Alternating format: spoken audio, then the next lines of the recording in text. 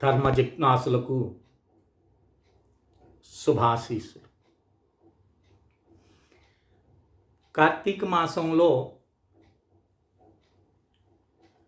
ఒక్కసారైనా అవకాశం ఉంటే ఈ యొక్క బిల్వాష్టోత్తర శతనామావళి పూజ ఒక్కసారి చేసినా నీ జన్మ ధరిస్తుంది.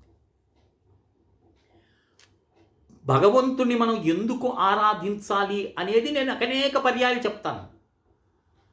నిషిద్ధ కర్మ వల్ల ఏర్పడినటువంటి దోషం చేత దుఃఖం లభిస్తుంది. దుఃఖ నివృత్తి కోసం భగవత్ ఆరాధన చేయటం ఇది వైదిక ధర్మం. అర్థమైందే? కనుక ఈ అష్టోత్తర బిల్వ శతనామావళి పూజ ఇది చాలా ఉత్కృష్టమైనటువంటి పూజ. ఇది నేను పూర్వం అంటే సంవత్సరం క్రితం చెప్పున్నాను దీన్ని. అయినా కార్తీక మాసం కదా ఒక్కసారి మీకు అది గుర్తు చేద్దామని చేస్తున్నాను ఈ వీడియో. ఏదైనా బిల్వ వృక్షాన్ని దగ్గరికి వెళ్ళి మేము స్వామివారిని ఆరాధించే దానికోసంగా బిల్వాన్ని తుంచుతున్నామని మనసులో అనుకొని చిరిగినవి కాకుండా పురుగు పట్టినవి కాకుండా స్వచ్ఛంగా ఉండేటటువంటి ఒక 108 బిల్వాలని మీరు తుంచుకోండి. బిల్వాలని తుంచుకోండి అంటే ఒక్క బిల్వలో 3 ఆకులు ఉంటాయి. ఇది తెలిసిన విషయం. 3 దళాలు ఉంటాయి. వాటికి ఆ రోజు సంకల్పం చెప్పుకొని తిదివార నక్షత్రాలను చెప్పుకొని ఇక్కడ చెప్తారు, ఇహజన్మాని జన్మాంతర కృత మహాపాతకోపాతక సమస్త పాపక్షయ ద్వారా. ఈ జన్మలో చేసినవి గతంలో చేసినవి ఏవైతే ఉన్నాయో అలాంటి సమస్తమైనటువంటి దోషాలు పాపాలు అన్నీ కూడా ఈ బిల్వార్చనతో ఉంటాయి. 108 శ్లోకాలు ఉన్నాయి. ఏమిటి? అష్టోత్తర శతం అంటేనే 108 శ్లోకాలు ఉన్నాయి. ఒక్కొక్క శ్లోకాన్ని చదువుతూ పరమేశ్వరుడికి బిల్వాన్ని ఉంచటం అంటే 108 బిల్వాలు తీసుకొని వాటిని శుద్ధ నారికేళ జలంతో ప్రోక్షణ చేయాలి. అంటే వాటిని తడపాలి. ఒక్కొక్క బిల్వాన్ని తీసుకొని ఒక్కొక్క శ్లోకం చదువుతూ ఆ శ్లోకాన్ని చదివిన వెంటనే ఆ బిల్వాన్ని శివుడి మీద ఉంచండి. అయ్యో మాది చిన్న శివలింగం అండి అయినా పర్వాలేదు, స్వామికి అలా తాకించి చుట్టూ పేర్చుకోండి. ఇది ప్రాతకాలం చేయండి.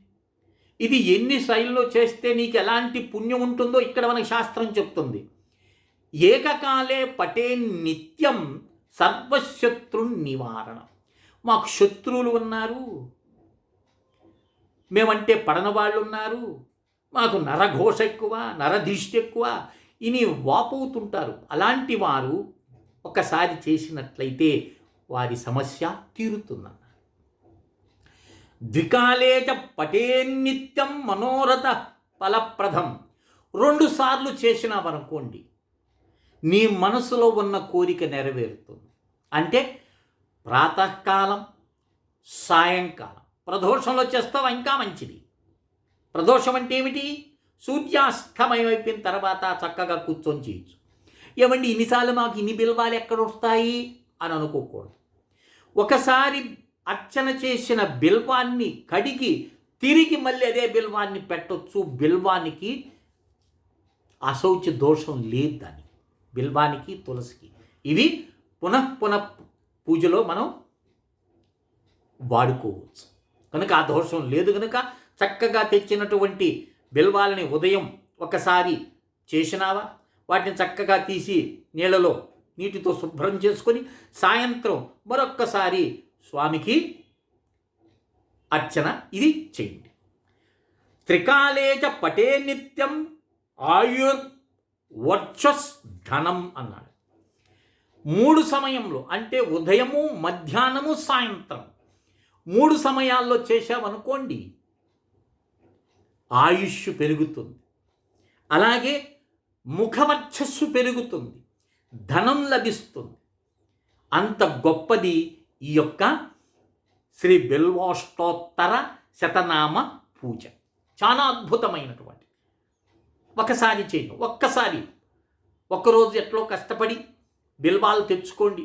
అవకాశం ఉన్నటువంటి వాళ్ళు తీసుకొచ్చుకొని చక్కగా ముందు నారికేళ జలంతో వాటిని శుభ్రపరిచి ఆనందంగా ఆ స్వామికి అర్చించండి. మీ యొక్క మనోభీష్టాలన్నీ కూడా నెరవేరుతాయి. అంత గొప్ప పూజ ఈ యొక్క బిల్వ పూజ అనేది. ఇకపోతే ఈ 108 శ్లోకాలు, సంకల్పము, ఇవన్నీ కూడా ఒక పీడిఎఫ్ ఉంది నా దగ్గర.